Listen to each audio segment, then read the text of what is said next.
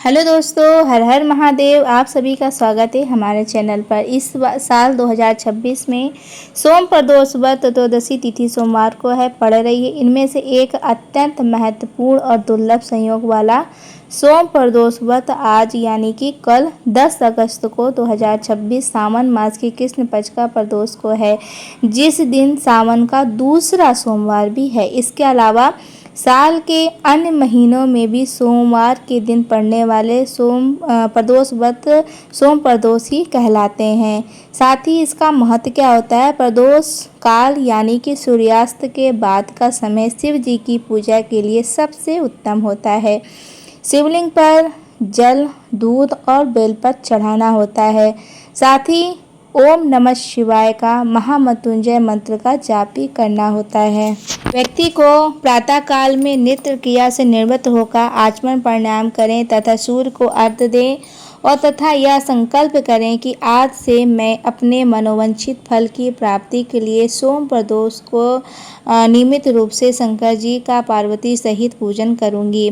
संकल्प करने के बाद गणेश आदि देवी देवताओं का पूजन करें, फिर शिव पार्वती का विधि विधान से पूजन करें तथा ओम उमा साहित्याय शिवाय नमः इस मंत्र का भी 108 बार जप करें। जप करने के बाद भगवान शंकर की स्तुति करें। इस व्रत को जो कोई भी करता है, भगवान की कृपा से उसके समस्त कार्य सिद्ध होते हैं। रोगी को रोग दूर हो जाता है, निर्धन को धन की प्राप्ति और विद्यार्थी को विद्या एवं संतान चाहने वालों को संतान का लाभ होता है। यदि कोई राजा इस व्रत को करता है तो उसके राज में प्रजा सभी प्रकार के सुखों की रहती है तथा महामारी, अकाल आदि का भय नहीं रहता है और शस्त्रों का नाश हो जाता है और वह राजा तथा जो कोई भी व्रत को करता है शिव पार्वती की कृपा से दीर्घायु को प्राप्त करता है तथा अंत में भगवान शंकर के परम धाम को जाता है। अब मैं आपको सोम प्रदोष व्रत की कथा सुनाने जा रही हूँ, तो प्लीज़ इस कथा को आप सभी पूरा जरूर सुनिएगा, क्योंकि आधी अधूरा कथा नहीं छोड़ी जाती है।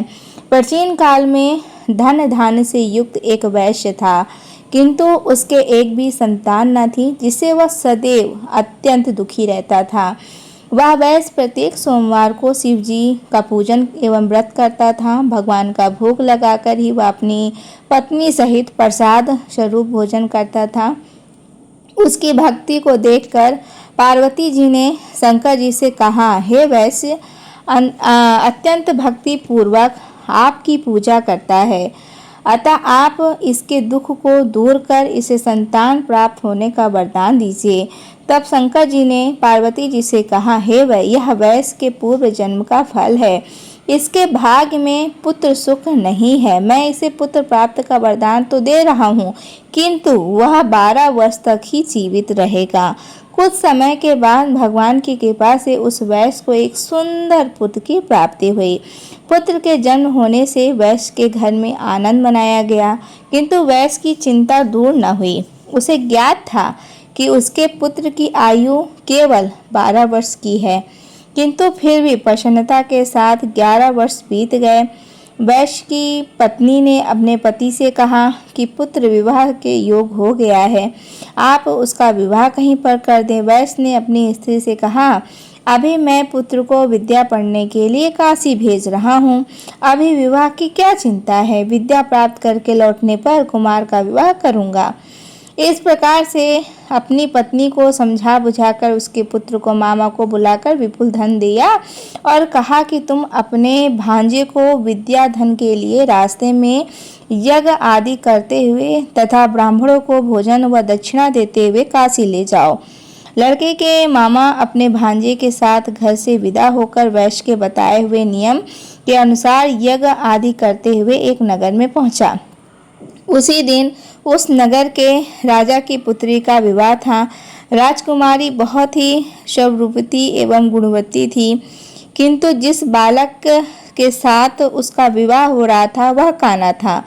वर का पिता इस कारण बहुत चिंतित था। वर के पिता ने जब सद्गुण संपन्न का इस वैश्य पुत्र को देखकर उसके मामा से कहा, आप इस लड़के को कुछ समय के लिए मुझे दे दो, मुझ पर आप बहुत बड़ी कृपा करेंगे। विवाह के बाद इस राजकुमार को आपको सौंप दूंगा तथा पुरस्कार स्वरूप बहुत सारा धन दूंगा। वर के पिता ने जब इस प्रकार का कहा तो लड़के के मामा ने उसका कहना मान लिया और अपने भांजे को वर बनाकर मंडप में भेज दिया।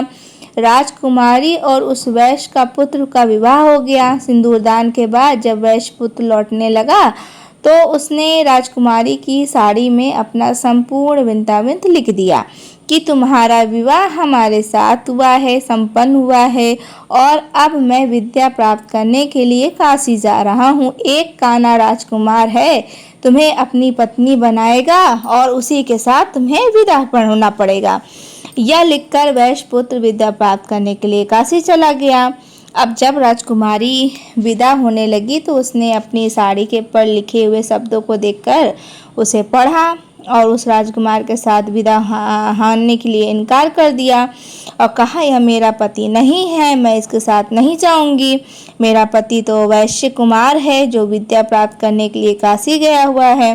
कन्या के माता पिता वर पक्ष की ओर से हुए छल को देखकर अत्यंत बहुत दुखित हुए और राजकुमारी को ना विदा किया। उधर वैश्य कुमार काशी पहुंचकर विद्या अध्ययन करने लगा तथा उसके मामा ने यज्ञ करना शुरू कर दिया। जिस दिन 12 वर्ष पूरे हुए लड़के ने कहा, आज कुछ शारीरिक कष्ट है अतः अब मैं आराम करूंगा।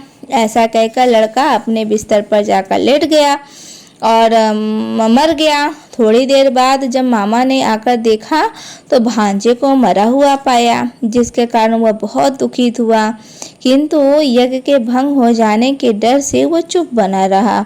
यज्ञ की पूर्णहुति होने के बाद जब सभी लोग वहां से चले गए तब तो उसने बड़े जोर से रोना धोना शुरू कर दिया और दैव योग से शिव पार्वती उधर से कहीं जा रहे थे। पार्वती जी ने शिव जी से कहा, कोई यह कैसा करुण कदन कर रहा है, बहुत रो रहा है, वहां चलकर हमें देखना चाहिए। पार्वती जी के कहने पर शंकर जी वहां पर गए जहां पर वह वैश्य रो रहा था तथा बालक मरा हुआ पड़ा था। पार्वती जी ने कहा, यह तो वही बालक है जो आपके व्रत के प्रभाव से उत्पन्न हुआ था। इसे जीवन दान दे ताकि इसके परिवार वालों को दुख हो जाए और सुख की प्राप्ति हो। अब शिव जी ने कहा कि इस बालक की आयु पूर्ण हो चुकी है, किंतु आपके कहने से मैं इसे जीवित एवं दीर्घायु किए देता हूँ। ऐसा कहकर उन्होंने उस मित्र बालक को जीवन दान दिया तथा स्वयं अपने लोक को चले गए। कुछ दिन बाद वह बालक समस्त विद्याओं में निपुण हो गया और अपने मामा के सहित अपने नगर को चल दिया। मार्ग में उसी नगर में फिर रुका और जहाँ पर उसका विवाह हुआ था वहाँ पर उसने यज्ञ किया तथा ब्राह्मणों को भोजन कर फिर दक्षिणा दी। राजा को यह समाचार मिलने में देर न लगी। काशी से विद्या प्राप्त करके वह वैश्य पुत्र लौटा है और वह यज्ञ आदि कर रहा है। यह सुनकर राजा स्वयं वहीं पर गया और अपने दामाद को देखकर बहुत प्रसन्न हुआ और उसे अपने घर ले गया तथा कुछ समय बाद अपनी पुत्री के सहित विदा कर दिया। वैश्य कुमार अपने मामा व पत्नी के साथ अपने नगर गया और अपने माता पिता के साथ सुखपूर्वक रहने लगा। उसके माता पिता ने भी नियम पूर्वक सोम प्रदोष व्रत करके अपने अल्पवायु पुत्र का दीर्घायु बना दिया। जो कोई सोम व्रत करता है या पवित्र कथा को सुनता है उसके समस्त कष्ट व पाप नष्ट हो जाते हैं तथा संपूर्ण मनोवांछाएं पूर्ण होती हैं। दोस्तों, कैसे उसने अपने बच्चे की आयु को बढ़ा दिया, इस कहानी में आपने सुना। जो भी भक्त इस कथा को सुन रहा है उनके भी घर में महादेव अपना आशीर्वाद बनाए। दोस्तों, ये कथा यहीं पर समाप्त होती है। कथा कमेंट बॉक्स में आप सभी हर हर महादेव ज़रूर लिख के जाइएगा। चैनल पर पहली बार आए होंगे तो चैनल को सब्सक्राइब कर लीजिएगा और वीडियो को लाइक कर दीजिएगा। राधे राधे दोस्तों, जय माता दी।